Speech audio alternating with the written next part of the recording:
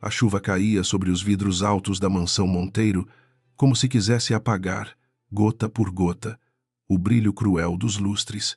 Helena Duarte estava sentada diante da mesa de carvalho da biblioteca, com as mãos repousadas sobre o colo e a coluna tão reta que parecia esculpida em mármore. À sua frente, uma pasta bege exibia 2 folhas presas por um clipe dourado. O título jurídico do documento era frio, mas o peso dele tinha cheiro de sentença. Valéria Monteiro caminhava de um lado para o outro, envolta em um vestido azul escuro que não tinha uma ruga sequer.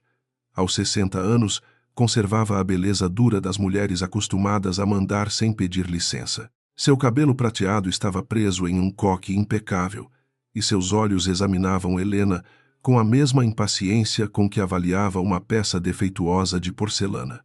Para Valéria, a nora sempre fora isso, um objeto bonito, silencioso e inútil. Assine logo, Helena. Já prolongamos essa vergonha por tempo demais.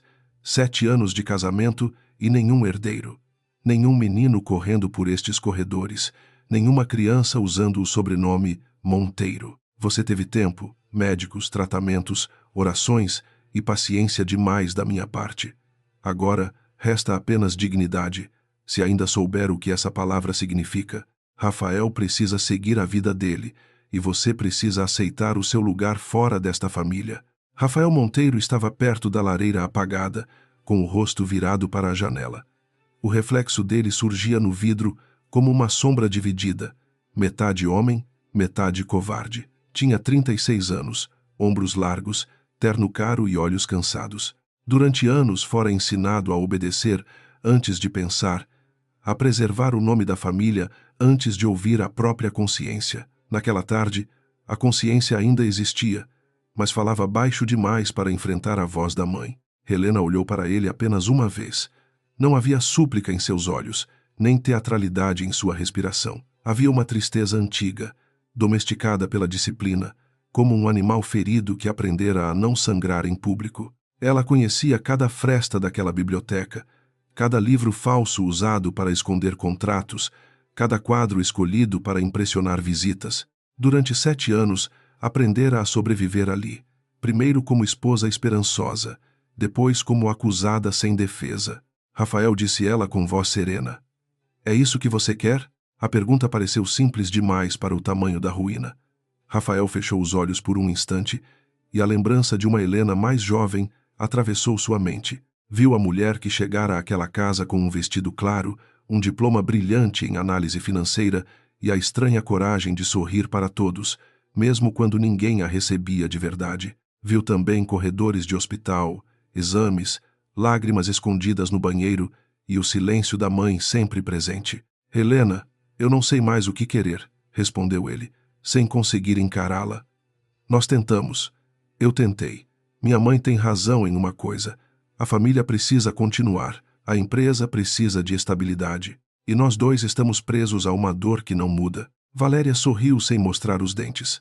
Para ela, aquela frase era suficiente. Não importava que Rafael parecesse esvaziado, nem que Helena tivesse recebido aquelas palavras como quem escuta o fechamento de uma porta enterrada dentro do peito. O que importava era a assinatura. Depois dela viria a cerimônia com Bianca Azevedo, filha do investidor que poderia salvar uma negociação bilionária. Casamentos, para Valéria, eram pontes. Afeto era apenas decoração barata sobre estruturas de poder. Helena baixou os olhos para o documento.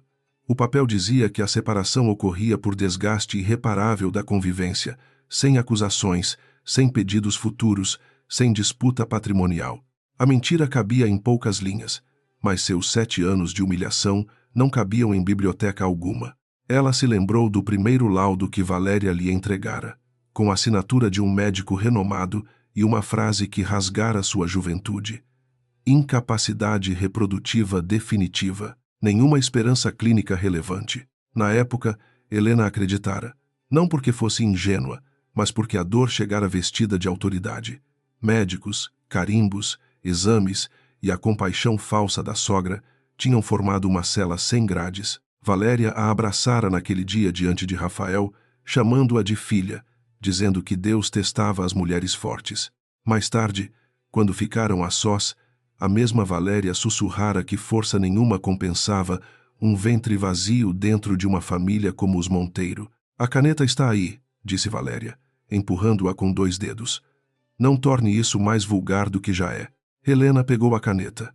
O metal era frio, pesado, feito sob encomenda com o emblema da família. Ela quase riu da ironia. Até o instrumento que deveria libertá-la carregava a marca daqueles que tentavam expulsá-la. Antes de assinar, ergueu o rosto e observou Valéria com atenção. Não era um olhar de derrota.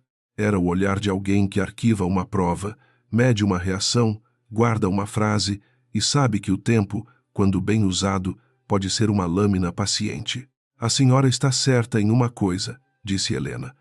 Prolongamos isso por tempo demais. A caneta tocou o papel. Rafael respirou fundo, como se a assinatura doesse nele, mas não o bastante para fazê-lo se mover. Valéria manteve a expressão firme, embora algo no tom da nora a tivesse incomodado. Helena assinou o nome completo sem tremer. Helena Duarte Monteiro. Ao escrever o último sobrenome, sentiu que devolvia àquela casa uma mentira que nunca lhe pertencera inteiramente. Em seguida, fechou a caneta e a colocou exatamente sobre o centro da mesa. Não quero joias, carros, contas conjuntas nem apartamentos, declarou Helena. Levarei apenas meus documentos pessoais e os arquivos profissionais que trouxe antes do casamento. Tudo o que recebi desta família ficará aqui, inclusive as ofensas. Elas pertencem melhor a estas paredes do que a mim. Valéria arqueou uma sobrancelha, ferida pela elegância da resposta. Estava acostumada a mulheres que gritavam, choravam ou negociavam.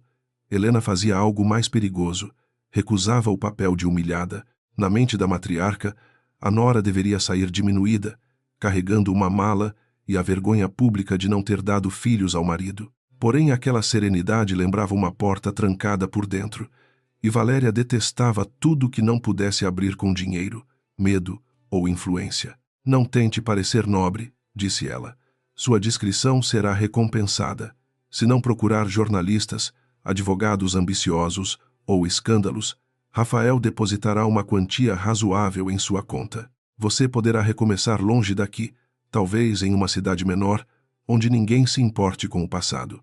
Helena recolheu a pasta que trouxera consigo. Era preta, simples, sem brasão. Dentro dela havia relatórios de auditoria, cópias antigas de exames, recibos de transferências e uma fotografia dobrada que ela nunca mostrara a ninguém naquela casa. A mão de Rafael se mexeu junto ao corpo quando viu a pasta, mas ele não perguntou nada.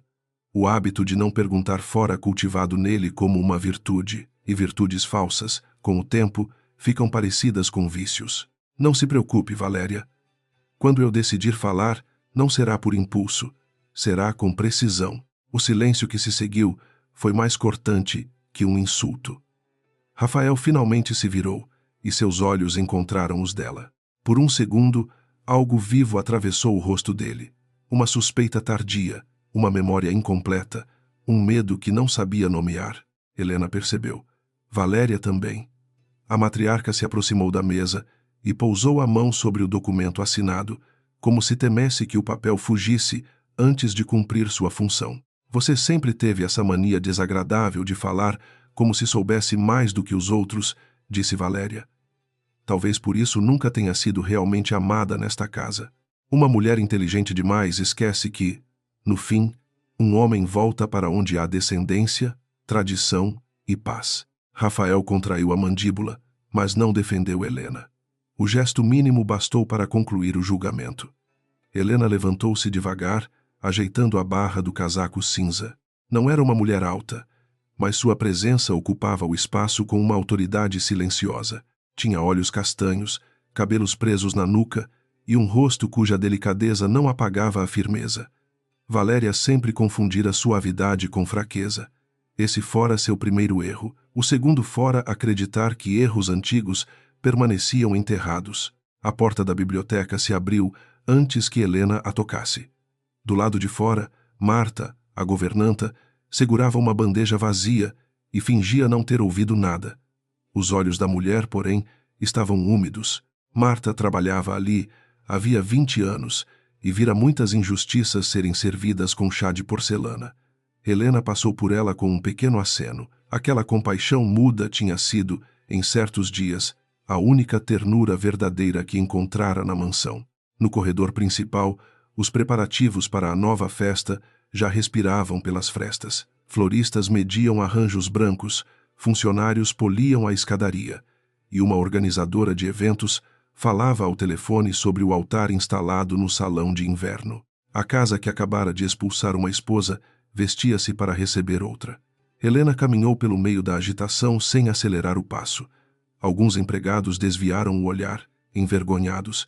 Outros fingiram não reconhecê-la, temendo que a lealdade custasse o salário. Perto da entrada, Bianca Azevedo apareceu com um vestido creme de corte elegante, acompanhada por 2 assessoras.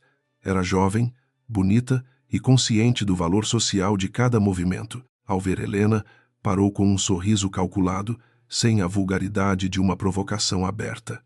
Bianca fora criada em ambientes onde a crueldade precisava usar perfume caro, sabia que herdaria um marido quebrado e um sobrenome poderoso. O amor, naquele acordo, era uma palavra inconveniente demais. Helena disse Bianca, inclinando levemente a cabeça. Eu não esperava encontrá-la ainda aqui. Espero que tudo esteja sendo resolvido da forma menos dolorosa possível. Helena a observou sem rancor. Bianca não era inocente, mas também não era a raiz da doença. Era uma beneficiária, talvez uma cúmplice por conveniência, talvez outra filha educada para obedecer ao dinheiro. Mesmo assim, escolhia estar ali. Escolhia usar o lugar arrancado de outra mulher como se fosse apenas uma cadeira vazia. Helena sabia distinguir vítimas de oportunistas, e aquela distinção seria importante quando a verdade viesse à superfície. A dor raramente pergunta nossa preferência, respondeu Helena, mas revela bastante sobre quem fica em silêncio diante dela. Bianca perdeu o sorriso por uma fração de segundo. Atrás de Helena, Rafael surgira no alto da escadaria. Ele ouviu a frase, e ela encontrou nele um lugar que ainda não estava morto. A lembrança de uma noite antiga voltou com violência. Helena, sentada no chão do quarto, segurando um envelope médico, dizendo que alguma coisa não fazia sentido. Ele, exausto, pedindo que ela parasse de procurar culpados onde só havia destino. Valéria no corredor escutando tudo. Helena deixou a mansão sem olhar para trás. O portão de ferro se abriu diante do carro discreto que a esperava. O motorista não era da família Monteiro. Chamava-se Jonas, antigo colega de trabalho de Helena, homem de poucas palavras e lealdade comprovada em anos de investigações difíceis. Quando ela entrou no banco traseiro, ele não perguntou se estava bem. Jonas sabia que certas mulheres não precisavam de perguntas inúteis, apenas de espaço para respirar e continuar. Está feito? Perguntou ele, olhando pelo retrovisor. Está assinado, respondeu Helena. Agora eles acham que acabou. Jonas ligou o carro. À medida que a mansão diminuía no espelho, Helena abriu a pasta preta e tocou a fotografia dobrada. Não a abriu. Não ali. Havia imagens que protegiam e feriam ao mesmo tempo. Seu telefone vibrou com uma mensagem de Camila, sua advogada e amiga mais próxima. A frase era curta, mas suficiente para aquecer algo sob suas costelas. Os documentos do hospital antigo chegaram. Um nome aparece em 3 pagamentos diferentes. Helena fechou os olhos por alguns segundos. Não chorou. Já chorara tudo o que podia 7 anos antes, quando lhe disseram que seu corpo era um fracasso, quando Rafael acreditou na versão mais conveniente, quando Valéria transformou sua dor íntima em argumento público. Depois, em algum ponto da queda, a tristeza se convertera em método. Ela estudou, esperou, comparou datas, guardou recibos, rastreou contas e aprendeu que segredos familiares sempre deixam pegadas onde o orgulho não olha. Na biblioteca, Valéria permanecia diante do documento assinado, incapaz de desfrutar plenamente da vitória. Rafael havia saído sem dizer palavra, e isso a irritava. Filho fraco, pensou ela, embora o amasse à sua maneira possessiva e feroz. Fizera tudo por ele, repetiu mentalmente. Tudo para preservar o sangue Monteiro, a presidência da empresa, o respeito dos acionistas, a continuidade. Se uma mulher precisava ser sacrificada para impedir a ruína, então o sacrifício era apenas a administração eficiente. Rafael entrou no antigo quarto do casal e encontrou o armário de Helena quase vazio. Restavam cabides alinhados, um frasco de perfume pela metade e um lenço azul esquecido sobre a poltrona. Pegou o tecido e o levou ao rosto sem perceber. O cheiro dela ainda estava ali, discreto, limpo, familiar. Pela primeira vez em anos, perguntou a si mesmo quando exatamente deixara de ser marido para se tornar testemunha da própria omissão. A resposta não veio, mas a culpa entrou. Sobre a penteadeira havia um envelope branco com seu nome. Rafael abriu com dedos tensos. Dentro, encontrou apenas uma cópia antiga de um exame, diferente da versão que Valéria guardara, com uma anotação quase apagada no rodapé. Repetir coleta. Resultado incompatível com o histórico da paciente. Ele leu 3 vezes, sentindo o chão íntimo deslocar-se. A data era de 7 anos atrás. O carimbo pertencia ao mesmo hospital onde Helena recebera sua sentença. A assinatura do médico estava riscada. A porta se abriu sem aviso. Valéria surgiu no limiar, e seus olhos foram direto para o papel nas mãos dele. Por um instante mínimo, a máscara dela falhou. Rafael viu medo. Não irritação, não desprezo, não impaciência. Medo puro, rápido, logo coberto por autoridade. Ela avançou e estendeu a mão, como fazia quando ele era menino e segurava algo proibido. A memória do gesto o atingiu com uma força humilhante. Ele ainda era tratado como criança. Dê isso para mim, Rafael. Helena sempre gostou de confundir as coisas. Deve ter deixado esse papel para provocar instabilidade antes do casamento. Por que existe outro resultado? Perguntou ele. A voz saiu baixa, mas não submissa. Porque eu nunca vi essa anotação. Valéria respirou devagar. Cada segundo de silêncio calculava uma rota. Na mente dela, a verdade não era um valor. Era um material a ser moldado conforme a necessidade. Se Rafael começasse a perguntar agora, 2 dias antes da cerimônia, haveria risco. Bianca, os Azevedo, os investidores, os convidados, tudo dependia de um filho obediente diante do altar. Helena não podia ter vencido apenas deixando uma folha esquecida, não depois de tantos anos tão bem controlados. Porque médicos cometem erros, disse Valéria, firme. E mulheres desesperadas transformam erros em fantasias. Você quer destruir sua chance de paz por causa de uma anotação antiga? Quer voltar ao inferno das suspeitas, dos exames, das acusações silenciosas? Helena não aceitava a própria condição. Nunca aceitou. Essa foi a tragédia de vocês. Rafael olhou para a mãe, depois para o papel. Durante anos essa explicação teria bastado. Valéria sempre falava com a segurança de quem já decidira por todos. Mas algo nele se deslocara ao ver Helena sair sem pedir nada. Uma mulher culpada costuma se defender demais, pensou. Uma mulher derrotada costuma carregar medo. Helena carregava outra coisa. Uma certeza triste, talvez. Uma paciência que ele não conhecia. E aquela paciência agora parecia mais ameaçadora que qualquer grito. Vou guardar comigo, disse Rafael. A frase não foi alta, mas caiu como uma afronta. Valéria ficou imóvel, e o rosto dela endureceu até parecer uma estátua rachada. Pela primeira vez naquela tarde, percebeu que talvez tivesse subestimado não apenas Helena, mas também o efeito que a ausência dela poderia causar. Enquanto a nora estivera dentro da casa, era fácil culpá-la por todos os vazios. Fora da casa, deixava perguntas em seu lugar. E perguntas eram sementes perigosas quando encontravam culpa no solo. No carro, Helena recebeu uma ligação. A voz de Camila veio abafada pelo ruído de papéis, mas havia urgência controlada em cada palavra. O antigo arquivo do hospital mencionava um procedimento cancelado, uma transferência para uma clínica do litoral e uma enfermeira chamada Sônia, que desaparecera da cidade logo depois. Helena escutou sem interromper. Do outro lado da linha, Camila hesitou antes de acrescentar que os registros de nascimento daquele período tinham sido alterados em lote por ordem administrativa. Helena abriu a fotografia dobrada.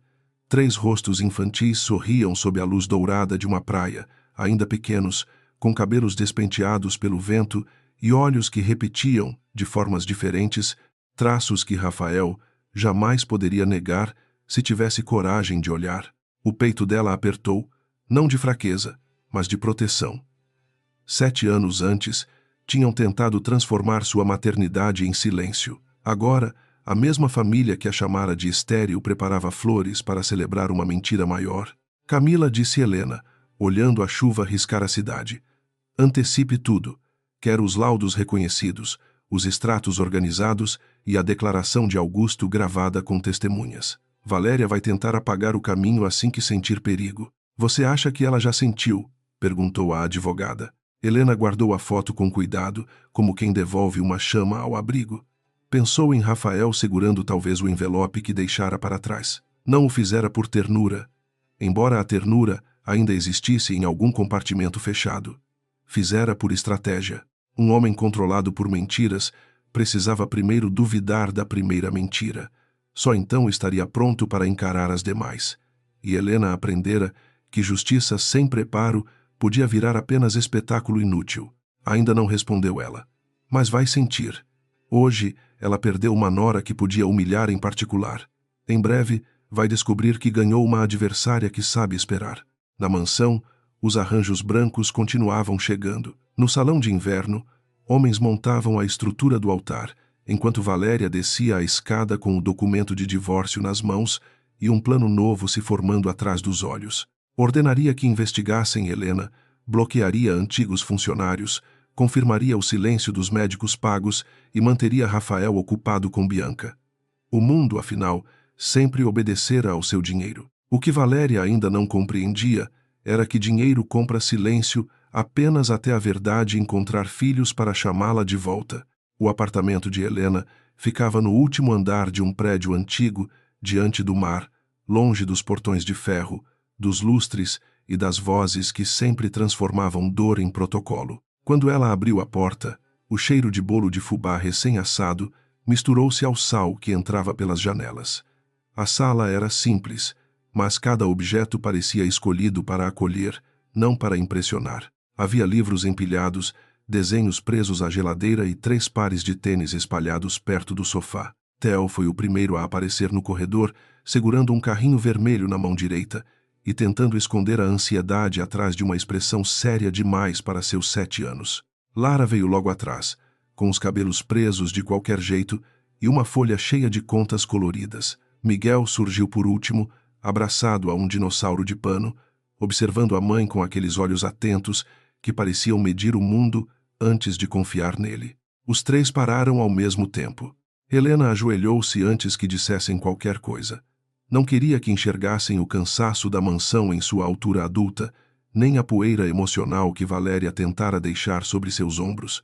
Abriu os braços e foi invadida por 3 corpos pequenos, 3 respirações aceleradas, 3 vidas que um dia alguém tentara reduzir a segredo. Sentiu Theo agarrar seu casaco, Lara encostar a testa em seu pescoço e Miguel perguntar, em voz quase inaudível, se a casa grande tinha feito mal outra vez. A casa grande não manda aqui, respondeu Helena, beijando a cabeça dele. Aqui quem manda é o nosso combinado. Verdade, coragem e banho antes do jantar. Lara riu primeiro, porque sempre ria quando queria impedir que os adultos percebessem seu medo. Theo continuou sério, herdando de Helena a capacidade incômoda de juntar peças pequenas demais para os outros.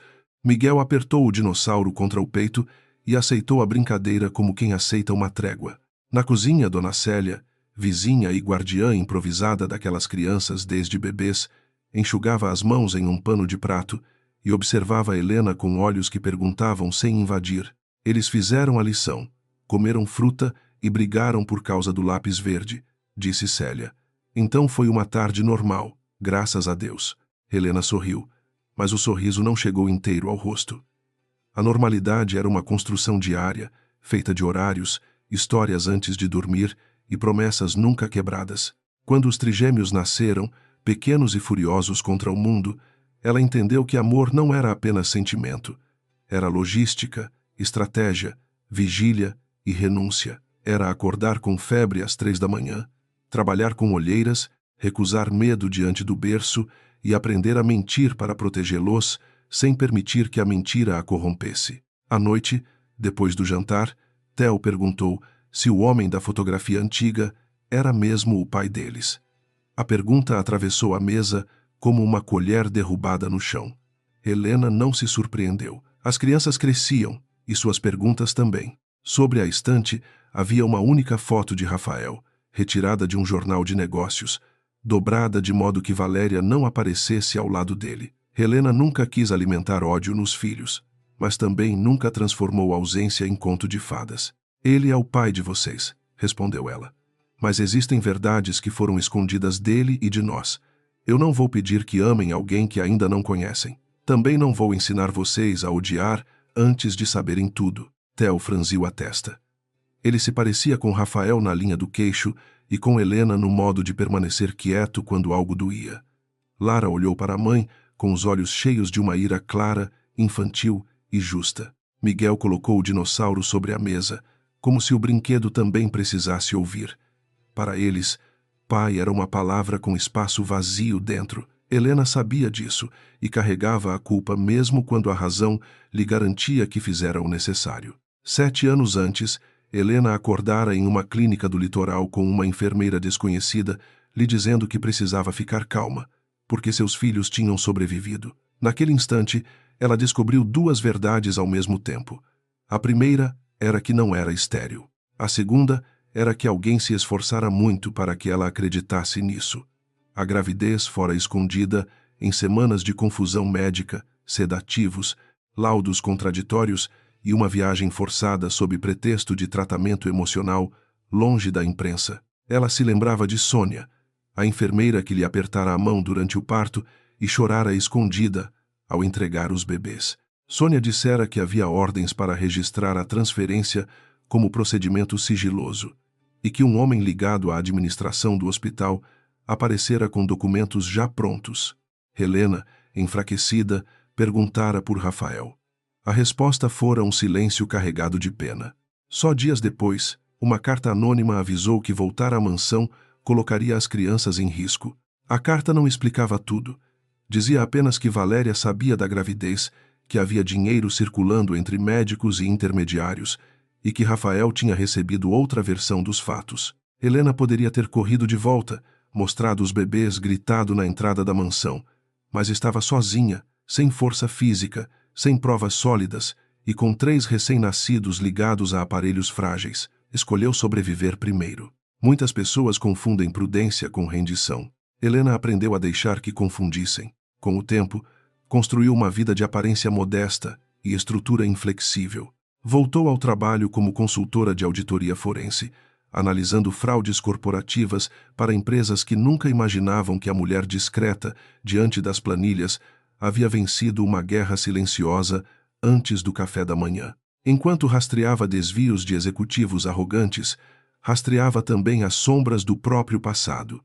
Cada contrato suspeito, cada transferência antiga, cada assinatura repetida formava um mapa lento até a verdade enterrada. Naquela madrugada, quando as crianças finalmente dormiram, Camila chegou ao apartamento com uma mochila pesada e o cabelo preso em um coque apressado. Era advogada criminalista, filha de um porteiro e de uma professora, e possuía a serenidade feroz de quem estudara a vida inteira para entrar em salas onde não era esperada. Cumprimentou Helena sem abraços longos, porque sabia que a amiga não precisava de consolo naquela hora. Precisava de ordem, clareza e munição legal. Temos mais do que suspeita, disse Camila, espalhando cópias sobre a mesa. Temos padrão. 3 pagamentos saíram de uma conta vinculada a uma consultoria fantasma e chegaram a pessoas ligadas ao hospital. Um deles foi para Augusto Meireles, mas ele devolveu o valor 2 meses depois. Outro foi para o administrador, que autorizou a alteração dos registros. O terceiro seguiu para uma conta encerrada no nome de Sônia, embora ela jure que nunca abriu essa conta. Helena examinou os papéis com precisão quase cirúrgica. As luzes da cidade piscavam atrás da janela e o mar parecia respirar no escuro. Ela não se permitiu comemorar. Prova fraca podia ser esmagada por advogados caros. Prova forte precisava ser encadeada até não restar espaço para dúvida. Valéria não seria derrotada por emoção, e sim por método. A matriarca vivera décadas manipulando versões. Para derrubá-la, Helena teria de construir uma verdade que sobrevivesse a todos os ataques. Augusto vai falar, perguntou ela. Camila apoiou as 2 mãos na mesa, cansada. Vai, mas está com medo. Ele diz que assinou documentos sem entender a extensão da fraude. Depois percebeu que você estava grávida e tentou recuar. Foi ameaçado com denúncias falsas sobre negligência. A carreira dele acabou mesmo assim, porque Valéria não perdoa quem hesita. Hoje, ele trabalha em uma clínica popular no interior e guarda cópias de tudo. Não por coragem, segundo ele, por culpa. O nome de Augusto abriu em Helena uma lembrança incômoda. Era o médico de voz baixa que evitava encarar lá quando Valéria estava na sala. Na época, ela interpretara aquilo como frieza profissional. Depois, percebeu que talvez fosse vergonha. Não bastava, porém, que ele tivesse culpa. Precisava ter responsabilidade. Helena não queria uma confissão feita para aliviar consciência. Queria uma declaração capaz de proteger seus filhos e expor a arquitetura completa da mentira. No dia seguinte, Rafael acordou antes do amanhecer, no quarto que já não parecia seu. O exame deixado por Helena estava dentro da gaveta, mas sua presença parecia maior que os móveis.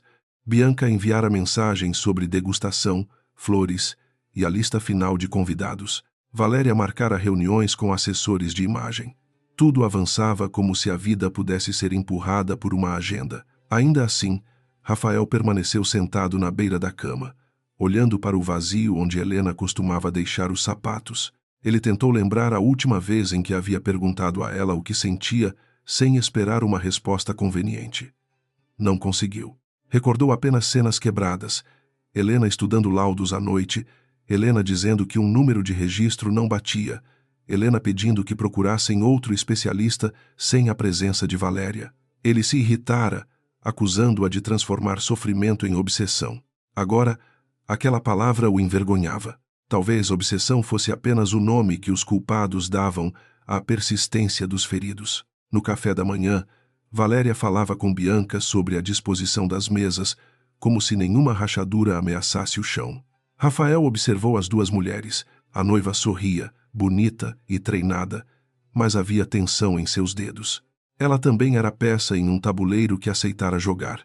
Valéria, por sua vez, tinha uma calma excessiva, dessas que se constroem para impedir perguntas. Quando Rafael mencionou que gostaria de visitar o hospital antigo, a xícara da mãe tocou o pires com força. "Para quê?" perguntou Valéria. "Você tem uma empresa, um casamento e uma família para preservar. Não um museu de tristezas para revisitar. Porque encontrei um exame que nunca vi antes." Bianca baixou os olhos para o prato. Valéria sustentou o olhar do filho, mas por dentro sentiu a primeira lâmina da urgência. Helena plantara algo. Era típico daquela mulher fazer movimentos pequenos com consequências prolongadas. A matriarca pensou no administrador aposentado, em Augusto, na enfermeira que deveria ter permanecido invisível. Pensou também nos 3 dias que faltavam para a cerimônia pública. Precisava acelerar. Se Rafael procurasse o hospital antes do casamento, a aliança com os Azevedo poderia virar desastre. "Você encontrou uma provocação", disse ela, "e está permitindo que a mulher que destruiu sua esperança destrua também seu futuro." Rafael ergueu os olhos. A frase o atingiu, mas não o convenceu como antes. Valéria percebeu a diferença e odiou Helena com renovada intensidade.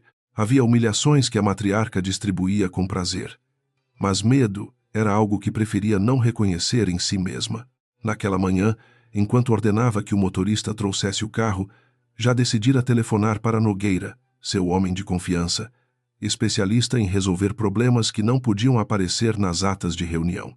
Helena passou a manhã no escritório improvisado do apartamento, com Theo desenhando ao seu lado e Lara corrigindo Miguel em uma leitura lenta. As crianças sabiam que quando a mãe trabalhava com aquela expressão, não se interrompia sem motivo. Ainda assim, Miguel aproximou-se com uma pergunta sobre sobrenomes.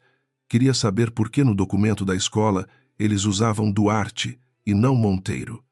Helena fechou o computador. Havia momentos em que nenhuma investigação era mais importante que uma ferida pequena fazendo sua primeira pergunta. "Porque Duarte foi o nome que pôde proteger vocês até agora", disse ela. "Monteiro é uma parte da história de vocês, mas não define quem vocês são. Nome não vale nada se não vier acompanhado de cuidado." Lara cruzou os braços. "E se eles quiserem tirar a gente de você?" Helena sentiu o velho frio subir pela espinha, mas sua voz permaneceu firme. "Ninguém tira vocês de mim. Não por dinheiro, não por mentira, não por sobrenome. Eu esperei 7 anos para falar porque precisava garantir que, quando esse dia chegasse, a verdade fosse mais forte que o medo. Theo não disse nada. Apenas pegou a mão da mãe e segurou por alguns segundos, como se assinasse um pacto silencioso. Helena viu Rafael naquele gesto. Não o Rafael fraco da biblioteca, mas o homem jovem que um dia segurara sua mão ao atravessar uma rua movimentada e prometera que enfrentariam o mundo juntos. Essa memória doeu mais do que as ofensas de Valéria, porque lembrava que nem tudo fora mentira. Algumas verdades simplesmente tinham sido abandonadas por falta de coragem. À tarde, Camila levou Helena até uma pequena clínica no bairro Operário, onde Augusto Meireles atendia pacientes por valores quase simbólicos. O médico envelhecera mal. Tinha barba por fazer, ombros curvados e olhos de quem passara anos discutindo com a própria consciência. Ao ver Helena entrar, levantou-se devagar, como se a presença dela fosse uma sentença antes mesmo de qualquer tribunal. Durante alguns segundos, ninguém falou. O passado ocupou a sala com cheiro de desinfetante e papel antigo. Eu devia ter procurado você antes, disse Augusto. Todos os dias eu soube disso. Sim, respondeu Helena. Devia. A simplicidade da resposta o feriu mais que um insulto. Camila ligou o gravador, identificou data, local e participantes, enquanto Helena permaneceu imóvel. Augusto contou que Valéria soubera da gravidez de Helena por meio de um exame preliminar escondido do casal. Contou que a matriarca temia perder influência sobre Rafael caso Helena desse à luz, pois a nora ganharia poder afetivo e patrimonial. Disse que a aliança com os Azevedo já era considerada havia anos e que uma esposa fértil atrapalharia negociações futuras. Segundo Augusto, Valéria não planejava inicialmente o desaparecimento das crianças. Queria apenas controlar a narrativa, levar Helena para uma clínica isolada, convencer Rafael de que a esposa sofrera um colapso e depois usar laudos falsos para afastá-la. Mas a gravidez avançou. O parto prematuro aconteceu e 3 bebês transformaram a manipulação em crime maior. Um administrador propôs registros ocultos, adoções fraudulentas ou transferência para instituições. Sônia se rebelou. Foi ela quem alertou Helena e ajudou a manter os bebês com a mãe. Helena ouviu tudo com o rosto pálido e os dedos entrelaçados. Por dentro, porém, algo queimava com violência disciplinada. Pensou nos primeiros meses de Theo, Lara e Miguel, quando cada consulta médica era feita sob outro sobrenome e cada desconhecido na rua parecia ameaça. Pensou nas noites em que Rafael talvez dormisse na mansão, acreditando ser vítima de uma tragédia biológica, enquanto seus filhos respiravam em berços improvisados a poucas horas dali. A mentira não destruíra apenas um casamento, roubara infâncias inteiras. Augusto entregou uma caixa com cópias de prontuários, e-mails impressos, recibos e um pendrive antigo. Helena não tocou nele imediatamente. Olhou para o médico com uma dureza que não precisava de volume. Você vai repetir isso diante de autoridade competente, com sua assinatura e sua responsabilidade. Não me interessa sua culpa se ela continuar confortável. Meus filhos viveram escondidos porque adultos tiveram medo de uma mulher rica. Isso acaba agora. Ele assentiu, derrotado e aliviado ao mesmo tempo. Camila guardou a caixa com cuidado, sabendo que aquele material podia mudar tudo. Ao saírem da clínica, perceberam um carro preto estacionado do outro lado da rua. Jonas, que as acompanhava à distância, enviou uma mensagem curta para Helena. Estamos sendo observados. Ela leu, guardou o telefone e continuou caminhando sem alterar o passo. Valéria começara a se mover. Isso significava que a mira estava correta. Na mansão, Rafael encontrou Bianca sozinha no salão de inverno, observando o altar ainda incompleto. A luz da tarde entrava pelos vitrais e deixava marcas douradas no rosto dela. Por um instante, ele sentiu pena. Bianca não parecia uma vilã triunfante, mas alguém que confundira segurança com felicidade. Quando ela percebeu sua presença, sorriu com esforço. Perguntou se ele estava nervoso pela cerimônia. Rafael respondeu que estava nervoso pela vida inteira, que parecia ter entendido tarde demais. Você ainda ama Helena? Perguntou Bianca, sem rodeios. Rafael demorou. Dizer sim seria cruel. Dizer não seria mentira. Eu não sei o que restou do amor depois de tanta omissão, mas sei que existe uma verdade que me foi negada e não consigo casar com você enquanto ela estiver me olhando de algum lugar. Bianca virou o rosto para o altar. Naquela resposta, entendeu que talvez tivesse aceitado entrar em uma casa onde todos eram usados de formas diferentes. Seu pai queria contratos, Valéria queria herdeiros úteis, Rafael queria anestesia. Ela queria status suficiente para não depender de afeto. Nenhum deles era inocente, mas alguns ainda podiam escolher parar. Antes que dissesse algo, Valéria apareceu na porta, e o silêncio imediato confirmou a Rafael o quanto todos viviam sob vigilância. Naquela noite, Helena reuniu as crianças na varanda.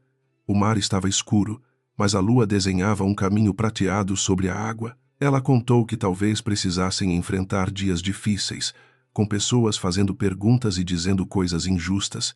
Não revelou detalhes que ainda não cabiam nos ombros deles, mas prometeu que nada seria escondido por vergonha. Theo perguntou se veria o pai. Lara perguntou se a avó era má. Miguel apenas quis saber se poderia levar o dinossauro. Helena respirou fundo.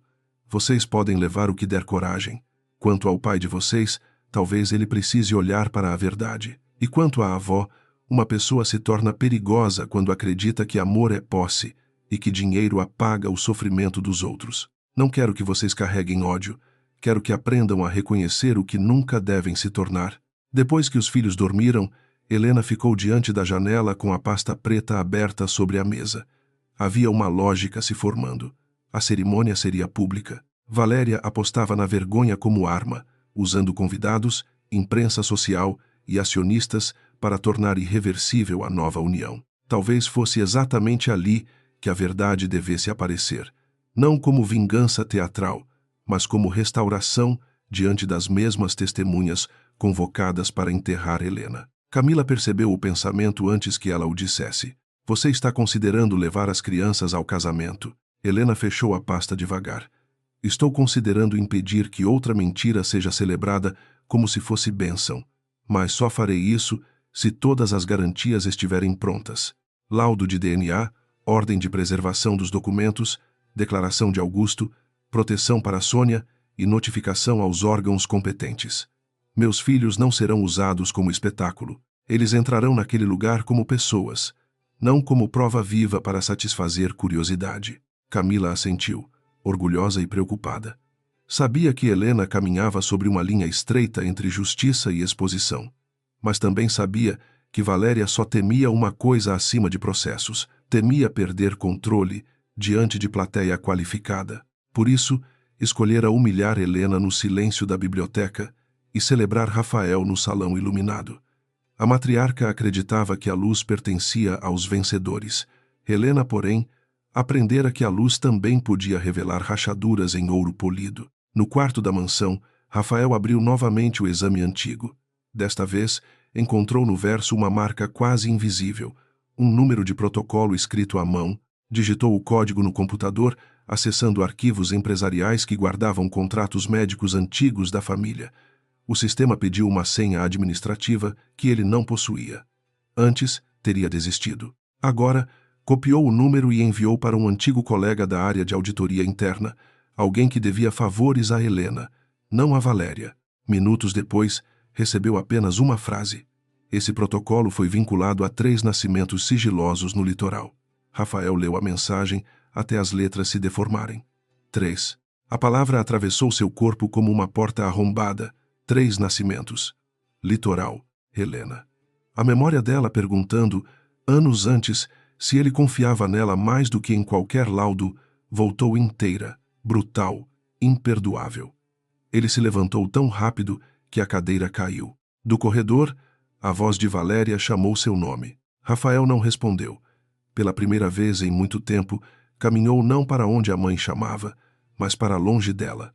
No bolso, o telefone vibrava com novas mensagens que ele ainda não tinha coragem de abrir. Na cidade, Helena observava os filhos dormindo, cada um com um traço do pai que ainda desconheciam. A tempestade anunciada por 7 anos, enfim, chegava ao horizonte, e desta vez ela não pretendia fugir da chuva. O primeiro aviso veio em forma de silêncio. Na manhã seguinte à visita à clínica de Augusto, Helena percebeu que 2 mensagens enviadas por Camila não chegavam ao destino. e que o sistema de armazenamento, onde guardavam cópias dos documentos, pedia uma verificação incomum. Nada havia sido perdido, porque ela nunca confiava a uma única porta aquilo que uma inimiga rica tentaria arrombar. Ainda assim, o recado era claro. Valéria não pretendia esperar a cerimônia com as mãos cruzadas sobre o colo. Camila chegou ao apartamento antes das 8, sem maquiagem e com a expressão de quem atravessara uma noite inteira conversando com juízes, tabeliães e especialistas em segurança. Trouxe uma pasta vermelha, diferente da pasta preta de Helena, e a deixou sobre a mesa como quem colocava um escudo entre a família e o perigo. Theo observou de longe, fingindo amarrar o tênis. Lara ficou parada no corredor, os olhos estreitos. Miguel carregava seu dinossauro de pano, mas já não parecia tão pequeno quanto na véspera. Temos movimentação contra nós, disse Camila, mantendo a voz firme por causa das crianças. Augusto recebeu 2 ligações anônimas. Sônia desapareceu da pousada onde estava, e meu escritório foi visitado por um fiscal que nunca viu minha porta antes. Nada disso é coincidência. Helena serviu café sem pressa. Seus movimentos eram calmos, mas não havia descanso em seu rosto. Por dentro, calculava rotas, horários, testemunhas, cópias, lugares seguros e pessoas capazes de resistir à pressão. Valéria agia como sempre, atacando as bordas para isolar o centro. Primeiro tentaria desacreditar Augusto, depois destruiria Sônia. Em seguida pintaria Helena como mãe instável, mulher ressentida, profissional perigosa. Era uma velha cartilha. A diferença era que Helena a estudara por 7 anos. Sônia não desapareceu, respondeu Helena. Eu pedi a Jonas que a levasse para a casa da irmã dele antes de amanhecer. Ela está assustada, mas segura. Se Valéria quer fazer todos correrem, vamos deixá-la acreditar que ainda conhece o tabuleiro. Camila respirou com alívio, e as crianças entenderam apenas metade, o que já era suficiente para assustá-las. Theo aproximou-se da mesa e perguntou se a avó deles mandava em policiais. A palavra avó saiu de sua boca com estranhamento, como se pertencesse a outra língua emocional. Helena se inclinou até ficar à altura dele. Não queria transformar Valéria em monstro de conto, porque monstros de conto são simples demais. Pessoas perigosas costumam usar sobrenomes, escritórios e perfumes reconhecíveis. Ela manda em algumas pessoas porque essas pessoas aceitam obedecer por medo ou interesse, disse Helena. Mas ninguém manda na verdade quando ela está bem protegida. Lara cruzou os braços com uma indignação que fazia seu rosto infantil parecer mais velho. Então ela sabe que a gente existe? A pergunta era a lâmina mais delicada. Helena demorou um segundo, porque honestidade com filhos não significava despejar sobre eles toda a escuridão dos adultos. Ela soube antes de vocês nascerem, e teve medo do que vocês representavam, não porque vocês fossem ameaça, mas porque algumas pessoas confundem amor com controle. Vocês não fizeram nada errado. Nunca. O erro foi de quem tentou apagar a existência de vocês para manter poder. Miguel olhou para a mãe e depois para a janela, onde o mar brilhava sob um sol tímido. O papai também sabia? Helena sentiu a pergunta atingir um lugar que ainda não cicatrizara. Rafael não sabia tudo. Disso ela tinha certeza quase completa. Mas escolhera não saber quando ela mais precisara dele.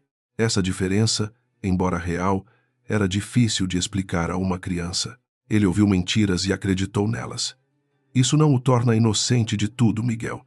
Uma pessoa adulta precisa perguntar, proteger e duvidar quando alguém que ama está sofrendo. Ele não fez isso. Na mansão Monteiro, Valéria caminhava pelo escritório particular com um telefone preso à mão e uma fúria tão controlada que parecia elegância. Nogueira, seu antigo executor de problemas discretos, permanecia de pé perto da porta. Era um homem magro, de cabelo ralo e olhos sem curiosidade. Não perguntava por moral, apenas por orçamento. Valéria explicou que Augusto deveria ser transformado em médico falido e vingativo, Sônia em enfermeira chantagista, Camila em advogada oportunista e Helena em mulher ressentida, capaz de inventar crianças para recuperar status. Crianças não se inventam, Dona Valéria disse Nogueira, pela primeira vez hesitando. Se existem registros de nascimento e exame de DNA, a situação muda. Valéria virou-se lentamente. Seu olhar era frio o bastante para interromper qualquer prudência. Tudo muda apenas quando eu permito que mude. Registros podem ser questionados, exames podem ser contestados, pessoas podem se confundir, desaparecer, receber propostas. Você trabalha para mim porque sabe que nenhuma verdade é indestrutível quando passa por mãos suficientes. Nogueira baixou a cabeça, mas não respondeu de imediato. Ele vira empresários comprarem juízes menores, médicos venderem laudos e jornalistas aceitarem silêncio. Porém, crianças eram uma complicação diferente. Tinham rostos, datas, escolas, vizinhos. Tinham professores que lembravam aniversários e pediatras que guardavam prontuários. A arrogância de Valéria sempre fora útil, enquanto os danos permaneciam abstratos. Agora, havia 3 vidas concretas caminhando na direção do altar, que ela mandara cobrir de flores brancas. Rafael passou a manhã tentando acessar o protocolo encontrado no verso do exame. O antigo colega da auditoria interna, Henrique, aceitou encontrá-lo em uma cafeteria afastada do centro financeiro. Chegou nervoso, usando óculos escuros mesmo dentro do local. Sobre a mesa, deixou um envelope fino. Não cumprimentou com entusiasmo. Durante anos, Henrique vira Helena resolver fraudes que diretores experientes fingiam não entender. Devia a ela sua carreira, pois ela o protegera quando ele denunciou desvio em uma subsidiária. Rafael, eu não devia estar fazendo isso, disse Henrique. Mas também não devia ter ficado calado quando sua mãe mandou arquivar os contratos do hospital. Rafael sentiu a garganta fechar. Minha mãe mandou? Henrique abriu o envelope e mostrou 3 cópias de registros administrativos. Não eram certidões completas, mas relatórios de transferência médica com códigos iguais ao do exame. 3 recém-nascidos, nascidos na mesma madrugada, mãe identificada por iniciais que correspondiam a Helena, pai ausente, observação de sigilo por determinação familiar. Rafael leu as linhas como quem recebe golpes, sem conseguir levantar as mãos. 3 crianças, 7 anos, uma madrugada inteira roubada de sua vida. Eu preciso ver o arquivo original, disse ele. O hospital foi vendido, parte do acervo físico sumiu, e os sistemas foram migrados 2 vezes. Mas existe uma coisa, uma fotografia anexada a um relatório de ocorrência. A imagem mostra Helena no corredor da unidade neonatal, 2 dias depois do parto. Não sei por que não destruíram. Talvez porque tenha sido enviada a uma seguradora antes que percebessem o risco. Rafael não conseguiu falar. Henrique passou o telefone e mostrou a foto digitalizada. A imagem era granulada, tirada de longe, mas impossível de negar. Helena aparecia pálida, usando uma manta sobre os ombros, diante de uma incubadora. Uma enfermeira estava ao lado dela. No reflexo do vidro, viam-se outras 2 incubadoras alinhadas. O mundo de Rafael estreitou-se até caber naquela bela fotografia. Não era apenas prova, era o retrato da ausência dele no lugar onde deveria ter estado. Ao mesmo tempo, Helena examinava as transferências financeiras com Jonas. Ele havia convertido a sala em centro de análise, colando folhas na parede com fitas coloridas. Cada linha indicava uma conta, uma data, um intermediário, um favor. A fraude não era uma explosão, mas uma teia. Uma consultoria de fachada contratada pela empresa dos Azevedo pagara serviços inexistentes a uma clínica associada ao hospital. Dali, valores seguiram para o administrador, para uma conta aberta em nome de Sônia e para um fundo ligado a Nogueira. Bianca entra onde? Perguntou Camila, apontando para uma sequência de pagamentos.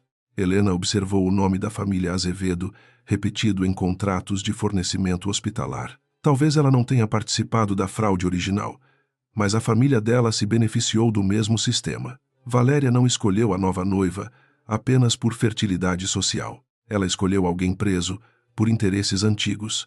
Se o casamento acontecer, 2 redes se protegem ao mesmo tempo.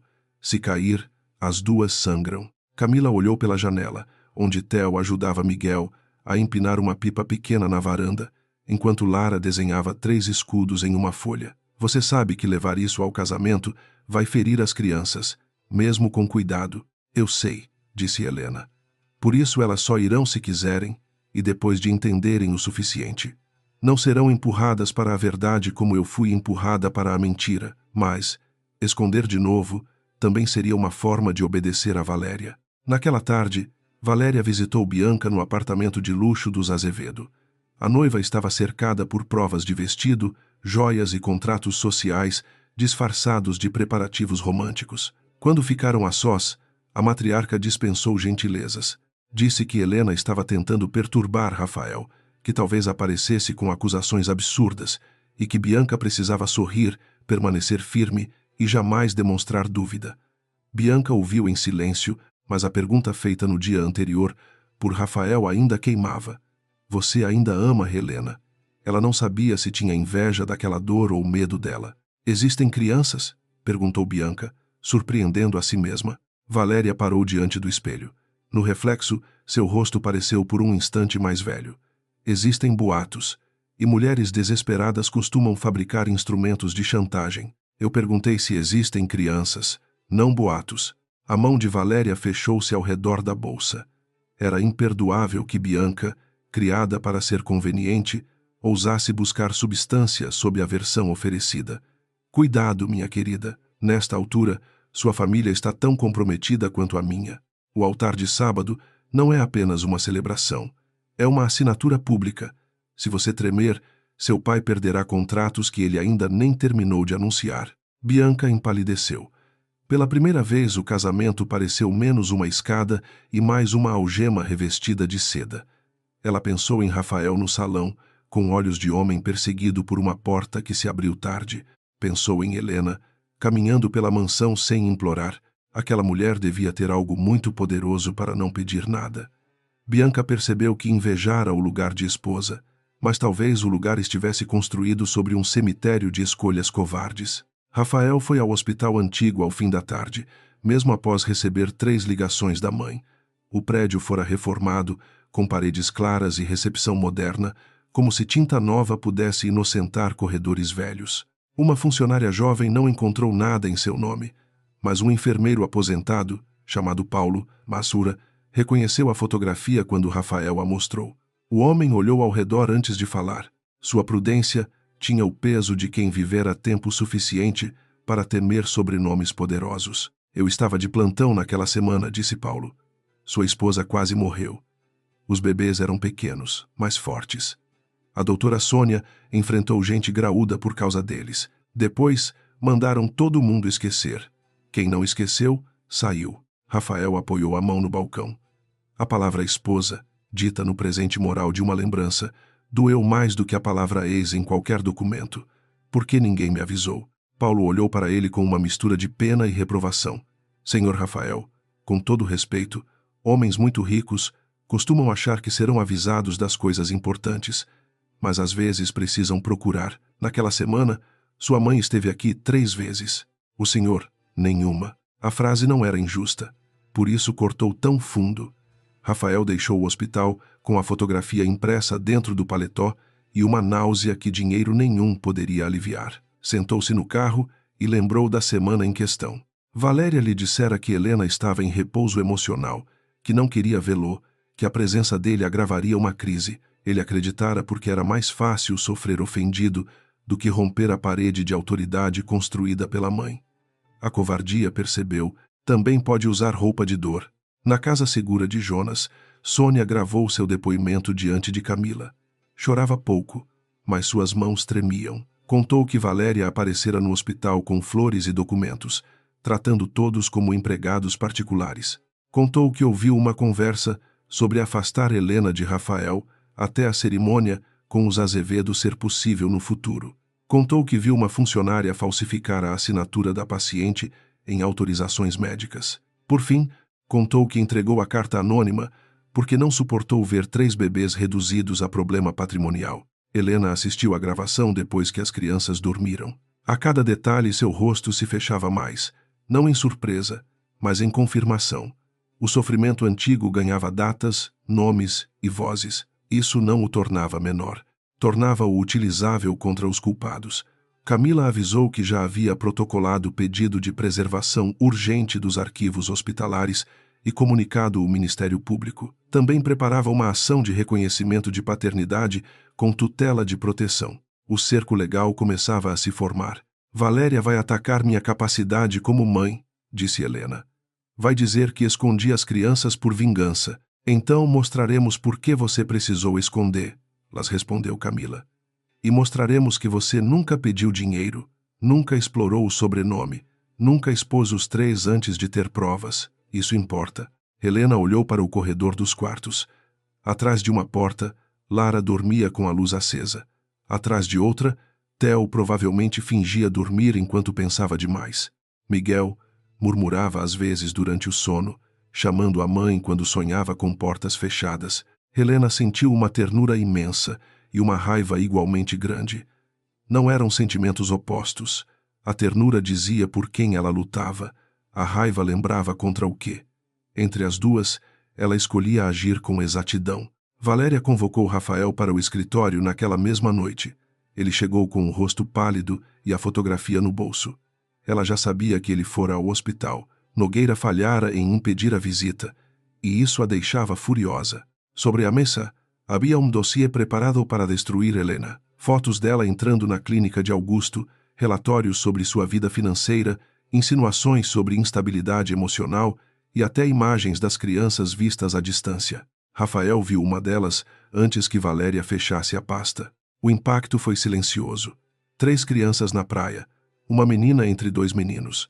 Mesmo de longe, havia algo brutalmente familiar na postura de Theo, na expressão de Lara, na inclinação da cabeça de Miguel.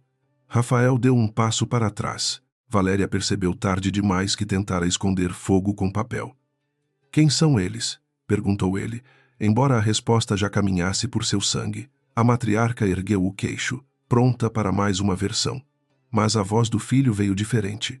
Não minta de novo. O escritório pareceu encolher. Valéria, que governara aquele homem desde o berço, encontrou diante de si alguém ferido demais para obedecer automaticamente. Ainda havia culpa, confusão e dependência nele. Mas também havia uma fenda, e por essa fenda entrava Helena, não como lembrança romântica, mas como verdade irrecusável. Valéria tentou falar de chantagem, de fraude, de mulheres perigosas. Rafael retirou a fotografia do hospital do bolso e colocou-a sobre a mesa, junto da imagem das crianças que ela tentara ocultar. Eu quero os nomes deles, disse ele. Quero saber o que você fez.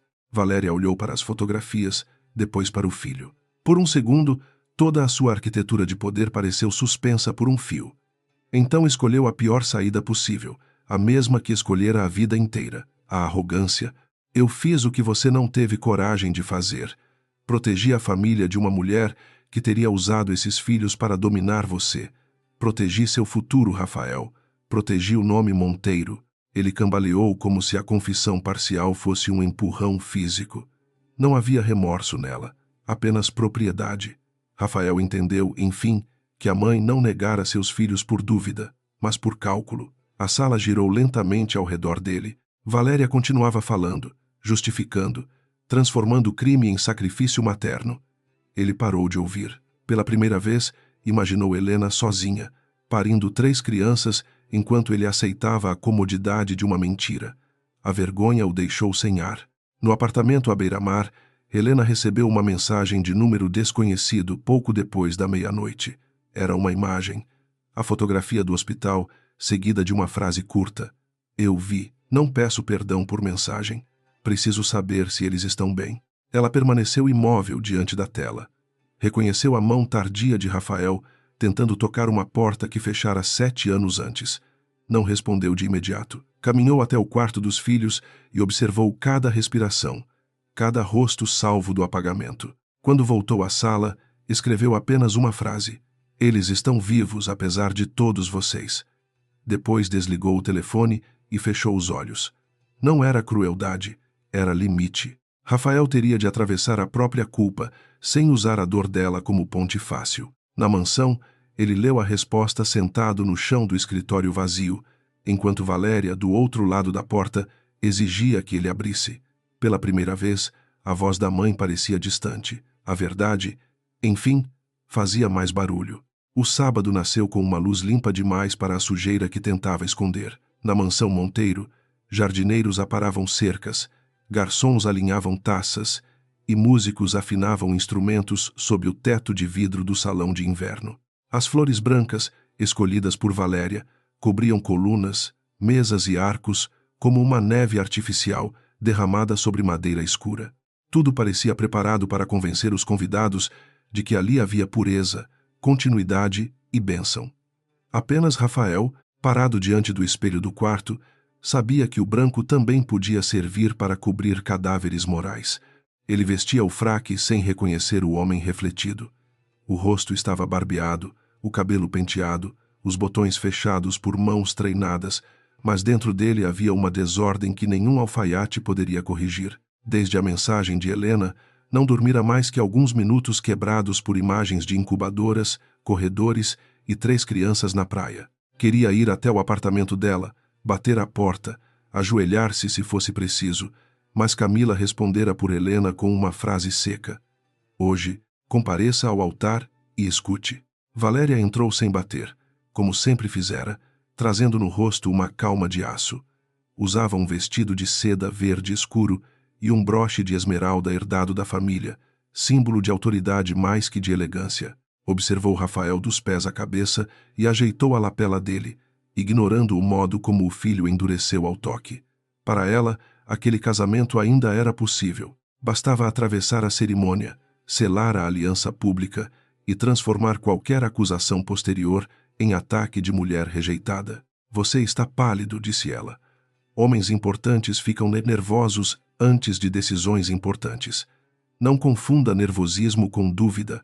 Rafael afastou a mão dela com delicadeza, mas o gesto foi suficiente para feri-la. Eu não vou mentir diante de um altar, mãe. Valéria sorriu como se ele fosse uma criança febril.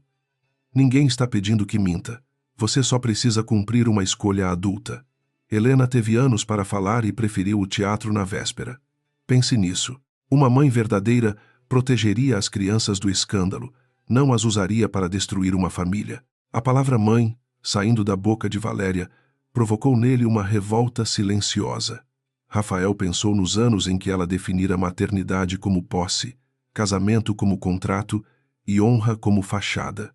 Ainda assim, uma parte antiga dele tremia diante dela. Não era amor puro, nem respeito. Era condicionamento, o tipo de corrente que não aparece em fotografias. Antes que respondesse, ouviu a movimentação dos convidados abaixo, o rumor de sobrenomes poderosos entrando pela porta principal e compreendeu que o palco estava montado. Helena chegou à rua lateral da mansão em um carro discreto, acompanhada por Camila, Jonas e as 3 crianças. Theo usava camisa branca e calça azul marinho. Lara escolhera um vestido simples amarelo claro, recusando qualquer peça que lembrasse casamento. Miguel segurava o dinossauro de pano dentro de uma mochila pequena, com a firmeza de quem leva um soldado secreto para a guerra. Helena vestia um conjunto cinza perolado, elegante sem ostentação, e trazia os cabelos presos com a mesma serenidade do dia do divórcio. Antes de abrir a porta, ela virou-se para os filhos.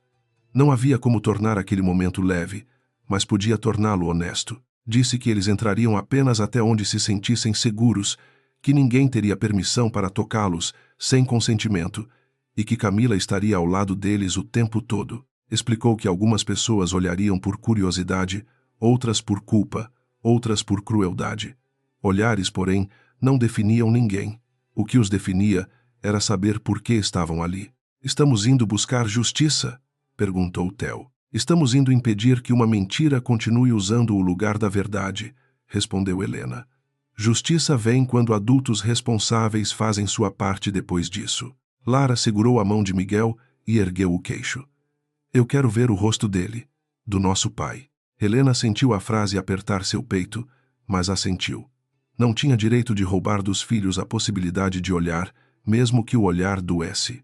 O amor de mãe, aprendera, não consistia em impedir toda a dor, mas em permanecer firme quando a dor precisava ser atravessada. Camila conferiu mais uma vez a pasta com laudos, certidões, documentos autenticados, depoimentos gravados e notificações já protocoladas.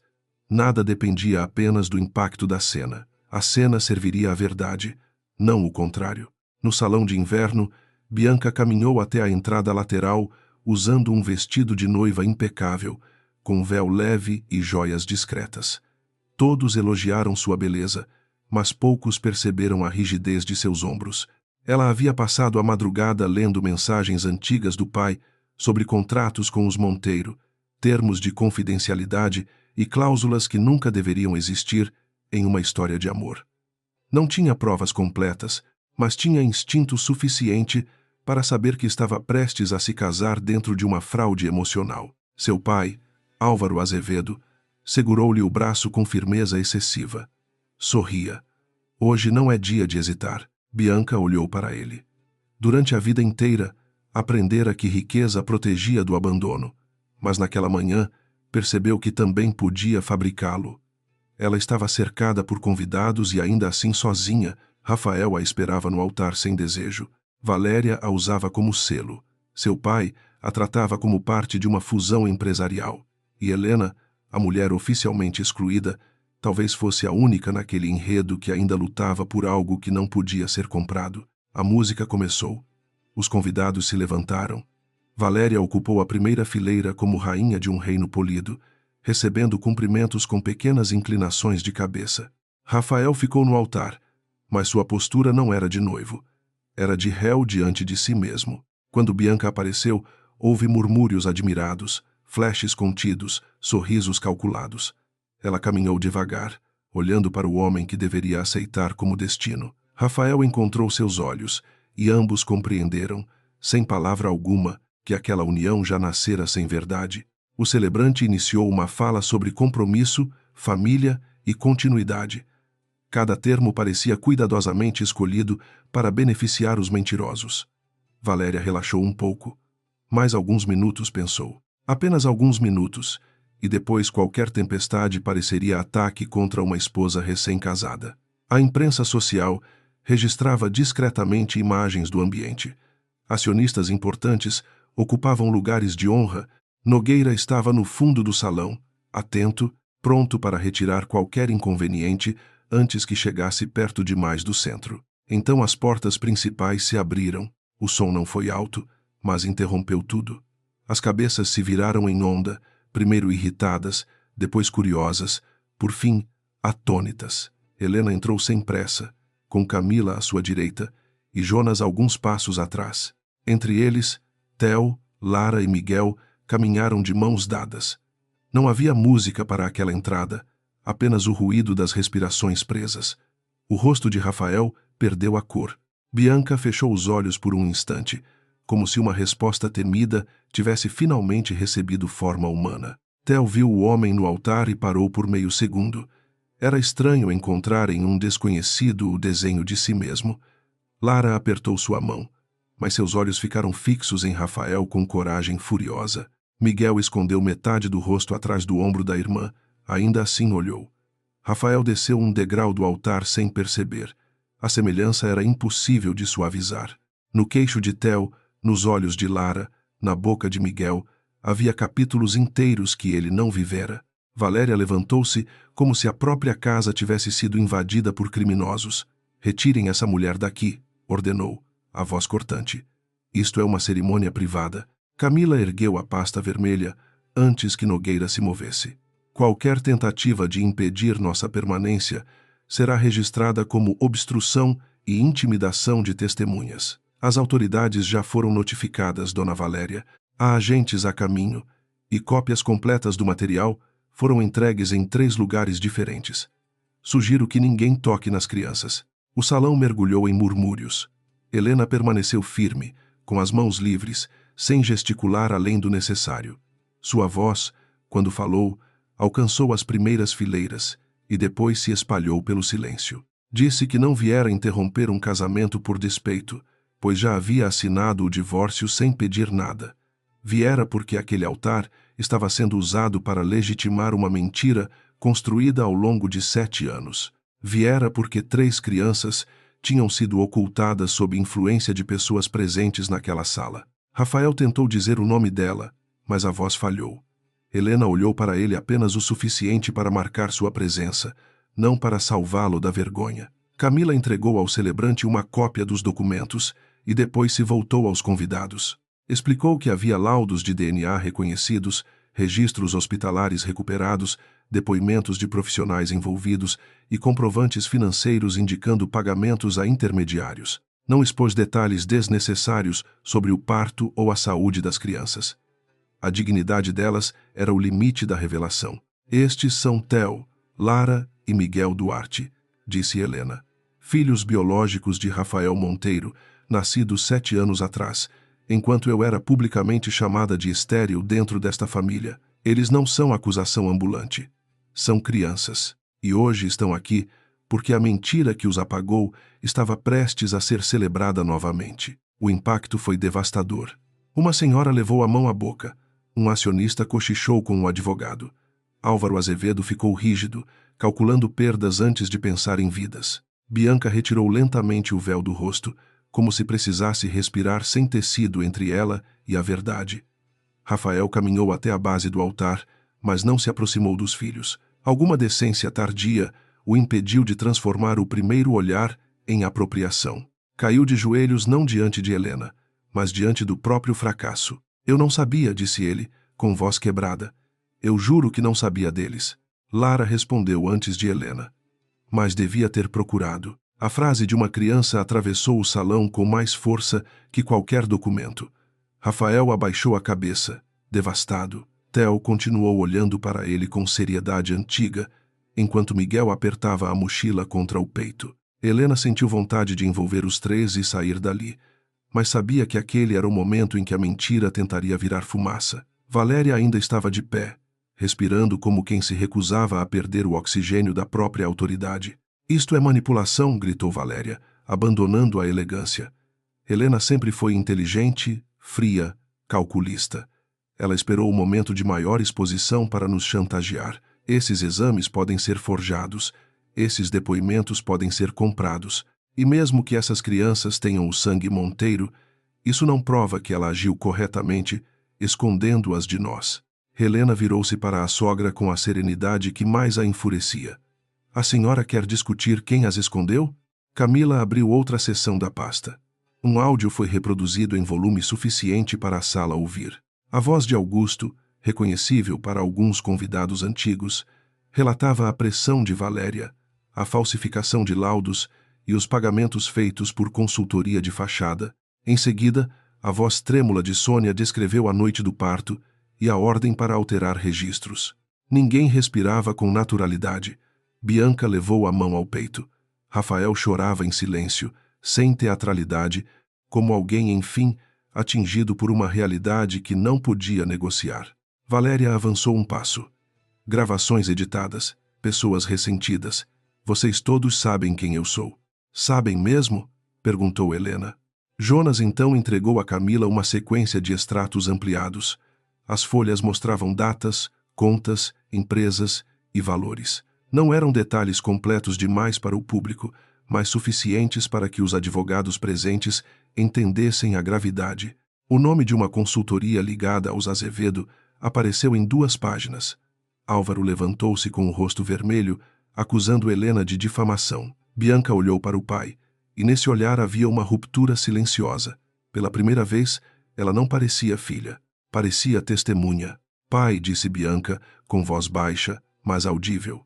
Você sabia? Álvaro tentou segurá-la pelo braço, porém ela recuou. O gesto pequeno quebrou outro feitiço. Valéria percebeu que o salão escapava de seu controle, e então cometeu o erro que Helena esperara. Apontou para as crianças e deixou a fúria falar antes da estratégia. Disse que tinha feito tudo para impedir que Rafael fosse capturado por uma mulher ambiciosa, que herdeiros nascidos de um ventre conveniente demais poderiam destruir o comando da família, que uma mãe de verdade era aquela que protegia o futuro do filho, mesmo contra escândalos biológicos. O silêncio seguinte foi absoluto. Até Valéria percebeu o que havia dito. Rafael ergueu a cabeça lentamente, horrorizado não apenas pela confissão, mas pela naturalidade com que ela enxergava os netos como ameaças administrativas.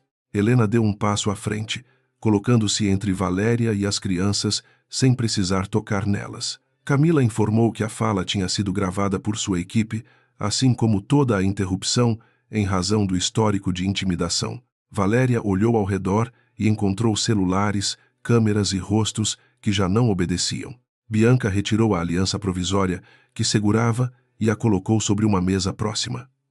Eu não vou me casar hoje, disse ela. A voz tremeu, mas não caiu. Não porque sou nobre. Não sou. Eu aceitei vantagens. Aceitei silêncio. Aceitei ser escolhida por conveniência. Mas não aceitarei dizer votos diante de crianças que tiveram a existência tratada como obstáculo. Meu pai responderá pelo que fez, se fez. Eu responderei pelo que aceitei ignorar. Valéria tentou chamá-la de ingrata, mas a palavra morreu quando 2 agentes entraram no salão, acompanhados por oficiais de justiça e seguranças privados, previamente avisados por Camila. Não houve algemas, não houve espetáculo policial grosseiro. Houve apresentação de documentos, preservação de provas, solicitação de acesso a arquivos e identificação de pessoas citadas. Para os convidados acostumados a escândalos escondidos sob acordos, aquela sobriedade foi ainda mais assustadora. A justiça, quando entra sem gritar, parece conhecer melhor o caminho. Rafael aproximou-se de Helena com passos lentos, parando a uma distância respeitosa. Seus olhos estavam vermelhos. Ele olhou para Theo, Lara e Miguel, como quem teme merecer apenas a porta fechada. Eu não tenho direito de pedir nada, agora disse. Nem perdão, nem abraço, nem explicação fácil. Mas quero assumir tudo o que deixei de procurar. Quero proteger vocês, se um dia me permitirem, nem que seja de longe. Theo olhou para a mãe pedindo permissão sem palavras. Helena não respondeu por ele. Theo então encarou Rafael e disse que proteção não era discurso de adulto triste. Era presença, prova e paciência. Lara acrescentou que ele começaria aprendendo os nomes deles sem chorar demais, porque choro não fazia dever de casa nem buscava a criança na escola. Miguel, depois de longo silêncio, abriu a mochila e mostrou o dinossauro. Disse apenas que o brinquedo se chamava Bento e não gostava de mentiras. Rafael soltou uma risada quebrada, que virou soluço antes de terminar. Helena sentiu o coração apertar, mas não permitiu que a emoção reescrevesse a história. O arrependimento dele podia ser sincero, sinceridade, porém, não apagava a consequência. Valéria, observando a cena, pareceu menor pela primeira vez. Não pobre, não frágil, não arrependida. Menor porque perdeu a capacidade de definir o significado de todos. Os netos não eram ameaça, Helena não era fracasso. Rafael não era mais apenas filho, e Bianca não era mais peça silenciosa. Quando Helena conduziu as crianças para fora do salão, muitos abriram caminho sem dizer nada. Alguns olhavam com vergonha, outros com admiração tardia, outros com medo de aparecer nas próximas páginas do processo. Ao passar por Valéria, Helena parou apenas 1 segundo. Não havia triunfo em seu rosto. Triunfo seria pequeno demais para 7 anos. Havia cansaço, firmeza e uma tristeza que não pedia piedade. A senhora construiu um altar para enterrar a verdade, disse. Obrigada por convidar testemunhas. Do lado de fora, a luz da tarde já começava a inclinar sobre o jardim. As flores brancas tremiam ao vento, frágeis e inúteis, depois da queda da fachada. Theo respirou fundo. Lara soltou a mão do irmão apenas para abraçar Helena pela cintura, e Miguel perguntou se poderiam comer pizza em casa, porque justiça dava fome. Helena riu pela primeira vez naquele dia, uma risada curta, molhada de lágrimas contidas. Atrás deles, Rafael permanecia na porta, sem atravessar a distância. Pela primeira vez, esperava a permissão. No interior da mansão, Valéria sentou-se na primeira fileira vazia, cercada por pétalas, documentos e ruínas. Nogueira desaparecera. Álvaro discutia com advogados, Bianca falava com uma agente, entregando o próprio telefone. O celebrante fechara o livro. A cerimônia terminara sem casamento, mas com revelação. Valéria apertou o broche de esmeralda até marcar a pele. Ainda procurava um jeito de vencer, porque pessoas como ela chamam queda de intervalo. O que não sabia era que, fora dali, Helena já preparava a etapa mais difícil. Não expor a verdade, mas impedir que ela fosse novamente comprada. Na manhã seguinte ao escândalo, a cidade acordou falando da família Monteiro, antes mesmo que o sol alcançasse as fachadas de vidro do centro financeiro. Manchetes surgiam em portais de notícias, mensagens atravessavam grupos privados de empresários e imagens do salão de inverno circulavam com a velocidade cruel das verdades que todos fingem descobrir ao mesmo tempo. Helena desligou a televisão antes que as crianças entrassem na sala. Não queria que Theo, Lara e Miguel aprendessem sua própria história pela voz faminta de desconhecidos. O apartamento à beira-mar estava diferente, embora os móveis continuassem no mesmo lugar. A revelação havia atravessado as paredes, tornando cada objeto mais frágil e mais precioso. Theo comia em silêncio, observando a mãe como se tentasse descobrir se adultos fortes também quebravam por dentro. Lara mexia no copo de leite sem beber, irritada com a possibilidade de colegas de escola saberem antes que ela decidisse o que contar. Miguel colocou Bento sobre uma cadeira vazia, explicando que o dinossauro precisava participar das reuniões de família. Helena sentou-se diante deles e respirou devagar. Havia processos a iniciar, medidas de proteção a confirmar, depoimentos a acompanhar e uma tempestade pública que poderia transformar crianças em símbolos antes que continuassem sendo apenas crianças. Ela não permitiria isso. Durante 7 anos, protegera os filhos do apagamento.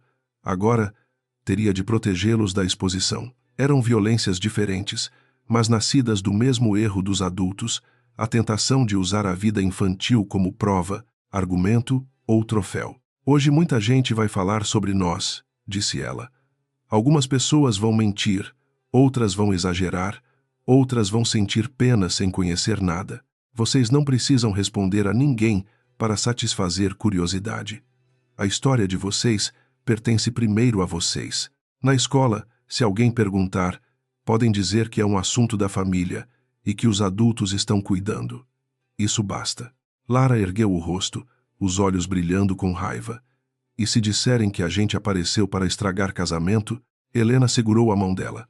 Então você lembra que casamento nenhum vale mais que a verdade. Vocês não estragaram nada.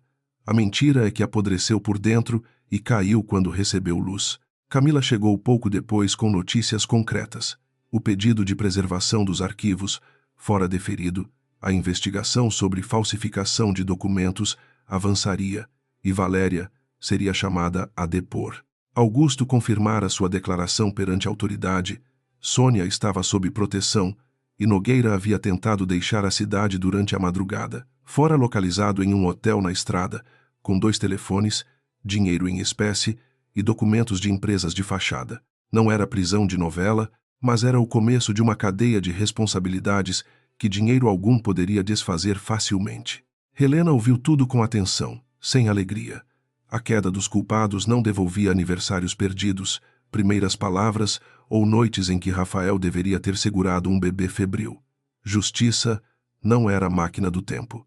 Era uma forma de impedir que a mesma crueldade continuasse respirando impune. Quando Camila terminou, Helena perguntou primeiro pelas crianças, depois pelas testemunhas. Só então por Rafael. A ordem dizia mais do que qualquer discurso.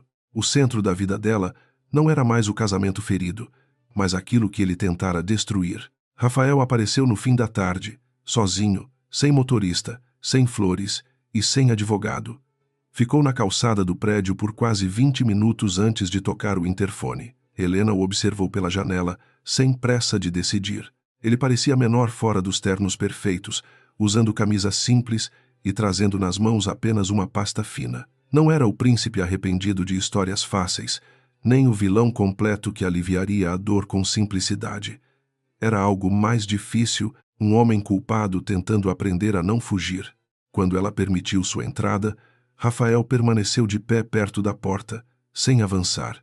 Viu os desenhos na geladeira, os tênis perto do sofá, 3 copos coloridos secando ao lado da pia. A vida que lhe fora roubada não parecia abstrata ali. Tinha manchas de suco, livros escolares, brinquedos de pano e marcas de altura feitas na parede. Ele levou a mão à boca, mas conteve o choro. Lara não estava presente. Theo e Miguel também não. Helena decidira que a primeira conversa seria entre adultos. Eu trouxe uma declaração, disse ele, entregando a pasta. Reconheço a paternidade, autorizo todos os exames necessários, renuncio a qualquer tentativa de guarda unilateral e me comprometo a colaborar com a investigação contra minha mãe. Também afastei Valéria da presidência do conselho até a conclusão dos fatos. Não estou pedindo recompensa por isso. Devia ter feito antes de saber dos meninos e da Lara. Devia ter feito quando você me pediu para duvidar. Helena leu as páginas lentamente. A assinatura dele estava em cada folha. Havia também cópias de e-mails internos, mensagens de Valéria a Nogueira e atas que mostravam interferência dela em contratos ligados ao hospital. Rafael não entregava apenas arrependimento, entregava prova contra a própria mãe. Isso importava, mas não bastava. Helena fechou a pasta e o olhou como se finalmente pudesse falar sem esperar ser interrompida por uma casa inteira. Você entende que perdeu o direito de ser recebido como vítima principal desta história? Rafael assentiu, devastado pela justiça da frase. Entendo. Durante anos eu quis que você me procurasse, depois quis que sofresse, depois quis não querer mais nada. Hoje, Rafael, eu quero paz para meus filhos. Se você pretende se aproximar deles, será devagar, com acompanhamento, respeitando a vontade de cada um. Não haverá entrada triunfal, sobrenome imposto, foto pública ou gesto para limpar sua imagem. Você não vai usar paternidade como absolvição. Ele respirou fundo, e Helena percebeu nele uma luta verdadeira contra o impulso antigo de se defender. Durante anos, Rafael fora treinado para transformar fragilidade em argumento. Agora precisava escutar sem ocupar o centro. Eu aceito, disse. Quero começar pelo que eles permitirem. Mesmo que seja só saber seus nomes completos, suas matérias preferidas e como não atrapalhar. Helena desviou o olhar para a varanda, onde o mar escurecia em ondas lentas. Parte dela lembrava o homem por quem se apaixonara, aquele que ria baixo na cozinha, lia contratos como quem decifrava mapas e prometia que a ambição da família nunca entraria no quarto deles. Outra parte lembrava o homem calado na biblioteca, permitindo que a mãe a chamasse de ventre vazio. As duas imagens eram verdadeiras. Amar alguém não obrigava a escolher apenas a versão que doía menos. Nos meses seguintes, a investigação desmontou a arquitetura de Valéria com a paciência de quem retira pedras de um muro antigo. O administrador do hospital confessou falsificações em troca de redução de pena. Augusto enfrentou o processo ético, mas colaborou com tudo que sabia. Sônia recuperou o próprio nome, depois de provar que a conta bancária atribuída a ela fora aberta por intermediários. Nogueira entregou registros de pagamentos e mensagens, tentando salvar a si mesmo. Álvaro Azevedo foi denunciado por participação em operações financeiras fraudulentas. Bianca prestou depoimento voluntário e rompeu publicamente com o pai.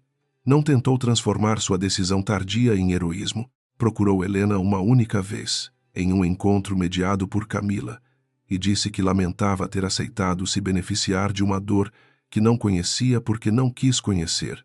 Helena não ofereceu amizade, mas reconheceu a honestidade rara de quem não pediu para ser absolvida. Bianca saiu da cidade algum tempo depois, vendendo joias, encerrando contratos e abrindo uma fundação para apoio jurídico a mulheres em disputas familiares abusivas. Valéria, por sua vez, caiu sem aprender a baixar o queixo. Mesmo afastada da mansão e do conselho, falava com advogados como se juízes fossem empregados atrasados, alegava perseguição, histeria coletiva e ingratidão filial. Em seu depoimento, tentou apresentar cada crime como excesso de zelo materno. Disse que Rafael era frágil, que Helena era ambiciosa, que os trigêmeos poderiam ter sido usados contra o patrimônio. Quanto mais falava, mais revelava a lógica deformada que sempre governara sua vida. A própria defesa tinha cheiro de confissão. O reencontro de Rafael com os filhos não aconteceu em uma cena perfeita. A primeira visita foi em uma sala clara indicada por uma psicóloga familiar. Theo fez perguntas diretas sobre datas e perguntou por que Rafael não tinha procurado melhor. Lara ficou calada por 40 minutos e depois disse que não gostava dele ainda, mas queria saber se ele sabia cozinhar. Miguel ofereceu Bento por 5 segundos e retirou o brinquedo antes que Rafael se emocionasse demais. Foi estranho, doloroso, insuficiente e real.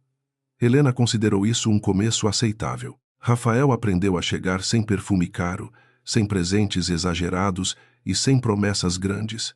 Descobriu que Theo gostava de astronomia e desconfiava de respostas vagas. Que Lara tinha talento para desenho e uma irritação especial com adultos que chamavam meninas fortes de difíceis. Que Miguel falava pouco em lugares novos, mas lembrava cada palavra dita perto dele. Também aprendeu que paternidade não era emoção ao reconhecer traços no rosto de uma criança. Era constância depois que o espanto passava. Helena acompanhava tudo com uma firmeza que às vezes era confundida com frieza. Não se importava. Passara anos sendo julgada por pessoas que não conheciam metade de sua história. Agora, sua prioridade era a saúde emocional dos filhos e a reconstrução de uma vida onde o medo não determinasse cada esquina. Aceitou sessões de mediação, recusou entrevistas pagas, processou veículos que divulgaram imagens das crianças e exigiu que o sobrenome Duarte permanecesse nos registros, com Monteiro acrescentado apenas quando os filhos fossem maduros para decidir. Certa tarde, após uma audiência longa, Valéria pediu para falar com Helena. Estavam em um corredor do fórum, cercadas por advogados e seguranças. A matriarca parecia envelhecida, mas não humilde. Usava roupa discreta, por orientação legal, embora a postura continuasse a de quem esperava que portas se abrissem por hábito. Helena aceitou ouvi-la por 2 minutos, não por compaixão, por encerramento. Às vezes, a última corrente se quebra quando se descobre que o carrasco não possui mais linguagem capaz de ferir. Você está satisfeita? Perguntou Valéria. Tirou meu filho, minha empresa, meu nome, transformou meus netos em armas contra mim. Helena a encarou sem ódio aparente, e isso pareceu irritar Valéria mais que qualquer grito. Eu não tirei seu filho. Você o criou como propriedade até ele quase não saber ser homem. Não tirei sua empresa. Você a usou para financiar mentira. Não transformei meus filhos em armas. A senhora os tratou como ameaça antes mesmo de nascerem. A diferença entre nós é simples. Eu protegi vidas. A senhora protegeu poder. Valéria abriu a boca para responder, mas nenhuma frase saiu com força suficiente. Pela primeira vez, Helena viu nela não uma rainha, mas uma mulher que confundira domínio com amor até perder a capacidade de ser amada sem medo. Aquilo não despertou pena. Despertou apenas uma compreensão sombria. Existem pessoas que cavam o próprio isolamento com tal disciplina que, quando percebem a solidão, chamam o buraco de injustiça. Helena se afastou sem esperar réplica. O passado não merecia mais diálogo. 1 ano depois, a sentença civil reconheceu formalmente a responsabilidade de Valéria e dos demais envolvidos pelas falsificações e danos causados. Os processos criminais ainda seguiriam seus ritos, mas a verdade central já não podia ser comprada. Rafael assumiu publicamente sua omissão, renunciou temporariamente a cargos executivos e criou, sob supervisão independente, um fundo de reparação para vítimas de fraudes médicas associadas ao antigo hospital. Não foi recebido como herói. Ele próprio insistiu nisso. Reparação não era glória. Era dívida paga em parcelas longas. Helena voltou a trabalhar em grandes investigações financeiras, agora com um nome que inspirava respeito e desconforto em salas onde homens arrogantes acreditavam que planilhas eram esconderijos seguros. Não precisava mais entrar pela porta lateral da própria história. Ainda morava perto do mar, porque as crianças gostavam de dormir ouvindo as ondas. Camila tornou-se madrinha oficial dos 3, embora Miguel dissesse que ela já mandava como madrinha antes do documento. Jonas continuou aparecendo aos domingos com frutas, notícias discretas e uma lealdade que dispensava discursos. Quanto a Rafael, seu lugar permaneceu indefinido por muito tempo, e essa indefinição foi a parte mais honesta do caminho. Ele participou de aniversários sem ocupar o centro das fotos, acompanhou consultas quando convidado, aprendeu a não corrigir Theo antes de ouvi-lo, aceitou que Lara o chamasse de Rafael por meses e chorou escondido quando Miguel, distraído, disse papai, pela primeira vez, ao pedir ajuda com um brinquedo quebrado. Helena soube do choro por Camila e não comentou. Algumas dores precisavam amadurecer longe da plateia. Entre Helena e Rafael, o amor não retornou como tempestade romântica. Voltou, se é que voltou, como uma pergunta cautelosa sentada à mesa depois que as crianças dormiam. Houve conversas longas, silêncios difíceis, pedidos de perdão sem exigência de resposta e lembranças boas tratadas com o respeito devido às coisas que sobreviveram ao incêndio, mas saíram marcadas. Helena não prometeu reconciliação. Rafael não a pressionou. Pela primeira vez, talvez, estavam livres para escolher, sem a voz de Valéria, decidindo o destino de ambos. Numa noite de dezembro, os 5 caminharam pela praia, após a apresentação escolar das crianças. Theo carregava um telescópio pequeno, Lara levava uma pasta de desenhos e Miguel arrastava os pés na areia, cansado demais para fingir coragem. Rafael caminhava um pouco atrás, até Lara olhar por cima do ombro e mandar que ele acompanhasse direito, porque família torta andava torta, mas não precisava andar separada o tempo todo. Helena riu. Rafael obedeceu, emocionado com a ordem mais bonita que já recebera. Pararam perto da água. As ondas tocavam a areia e recuavam, como se o mar também soubesse que algumas chegadas exigem paciência. Helena observou os filhos iluminados pela lua e pensou na mulher que assinara o divórcio na biblioteca, levando uma pasta preta e uma promessa silenciosa. Aquela mulher não desaparecera, estava ali, mais inteira, não porque a dor tivesse sido justa, mas porque ela se recusara a deixar que a injustiça definisse o final da história. Rafael se aproximou sem tocar sua mão.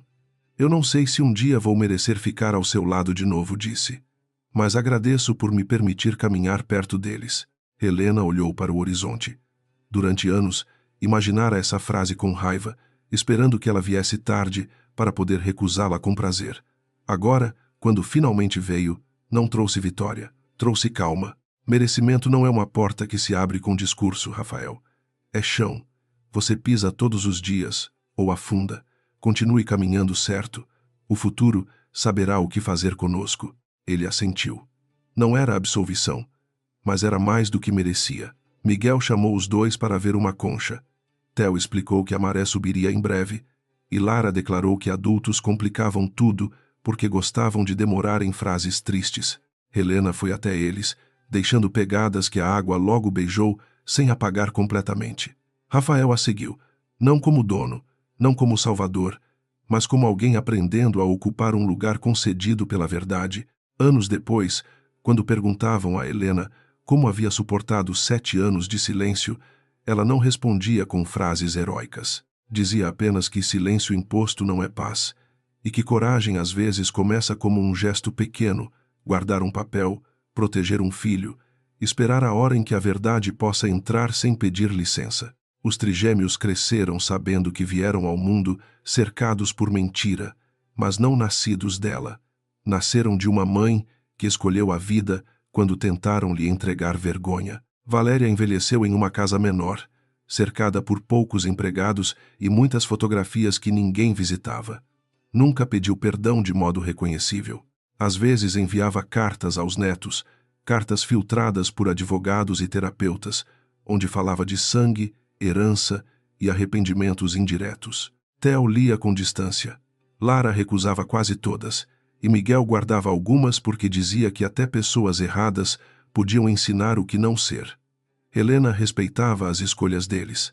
Afinal, justiça verdadeira não exigia que as vítimas imitassem a crueldade que sobreviveram. No aniversário de 15 anos dos 3, Helena abriu uma caixa com a fotografia antiga da praia, aquela que carregara dobrada no dia do divórcio. Mostrou aos filhos e contou, sem esconder dor nem exagerar heroísmo, como cada um deles tinha sido a razão de sua estratégia, de sua paciência e de sua recusa em desaparecer.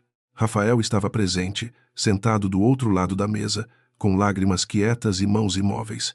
Não pediu espaço na narrativa, recebeu o lugar que os filhos permitiram. Lara, já mais alta que a mãe, colocou a foto no centro da mesa. Então foi assim que começou o fim da mentira. Helena sorriu. Não, foi assim que começou a nossa vida. O fim da mentira veio depois.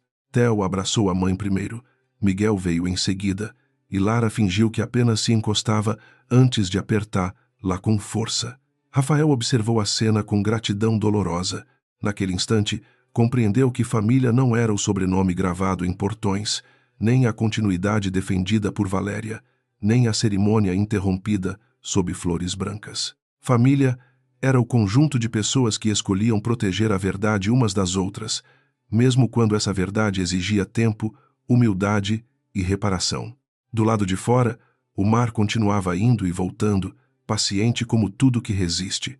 Helena apagou as velas depois dos filhos, riu quando Miguel errou a música, corrigiu Theo por explicar demais a física da chama e aceitou o desenho que Lara fizera dos 5 na praia, sem mansão ao fundo, sem altar, sem portas fechadas.